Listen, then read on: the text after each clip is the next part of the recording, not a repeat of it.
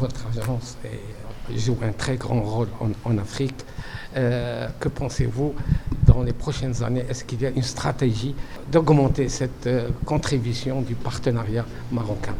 L'Agence marocaine de coopération internationale, elle agit sous l'égide du ministère des Affaires étrangères, donc elle s'inscrit pleinement dans la mise en œuvre de la vision de Sa Majesté le Roi pour la promotion de la coopération sud-sud. C'est dans cet esprit d'ailleurs que le partenariat a été signé aujourd'hui, puisqu'il met au centre l'avenir et le développement du capital humain de ces étudiants internationaux de la coopération pour à la fois renforcer leur capacité dans l'entrepreneuriat, mais aussi accélérer leur employabilité sur le marché de l'emploi, que ce soit au Maroc ou à l'international. Cet accord aussi apporte une valeur ajoutée pour les chercheurs du continent africain, puisqu'il offre des perspectives de mobilité internationale pour que les chercheurs africains puissent bénéficier du réseau de l'AUF et venir poursuivre une partie de leurs projets dans les universités marocaines.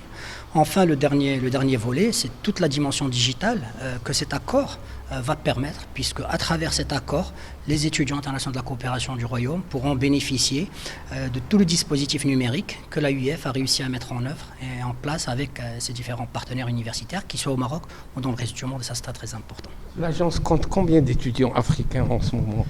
Cette année, nous accueillons 14 000 étudiants internationaux. Et sur cette rentrée académique, nous avons inscrit 2000 étudiants pour cette rentrée académique depuis leur pays à travers un dispositif de formation en ligne que les universités marocaines ont réussi à mettre en place sous l'égide du ministère de l'Enseignement supérieur. La demande est en hausse. Le Royaume du Maroc aujourd'hui a réussi, grâce au leadership de Sa Majesté le Roi, à devenir un hub de formation et de production des talents africains.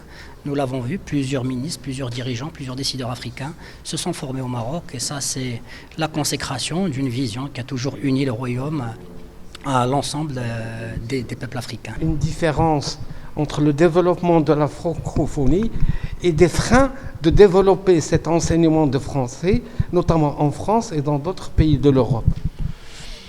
Il faut que l'enseignement du français soit intégré dans une perspective d'avenir et de développement de carrière pour les jeunes. Si on veut que aujourd'hui les jeunes reviennent naturellement à plus de francophonie, il faut leur montrer quelle est l'utilité d'apprendre cette langue et qu'est-ce qu'elle ouvre comme horizon. C'est vrai que la francophonie aujourd'hui doit être développée dans un monde plurilingue. La francophonie n'est qu'entre aucune autre langue. Il faut que les étudiants apprennent aussi convenablement la langue arabe, convenablement la langue anglaise, la langue espagnole et puis d'autres langues. Ça, c'est l'avenir. L'avenir, c'est le plurilinguisme. Nous, en tant qu'agence de la francophonie, on explique aux jeunes ce que cette langue leur apporte de plus avec les autres langues, mais contre personne. Et si on a cette attitude d'utilité de la langue française, je pense qu'on aura plus d'adhérents. Que pensez-vous de la politique marocaine, notamment l'Agence de coopération internationale, en faveur de la promotion de la formation en Afrique? C'est parce qu'on considère que la politique que mène l'Agence de coopération internationale est une politique extraordinaire pour le Maroc et pour la francophonie scientifique en général que nous avons signé cet accord aujourd'hui. Nous avons une convergence de vues. Nous avons discuté aujourd'hui avec monsieur l'ambassadeur directeur général de l'agence sur les voies de coopération possibles, et nous avons trouvé beaucoup de points en commun entre ce que veut faire l'AUF dans le monde et ce que veut faire l'Agence pour le Maroc.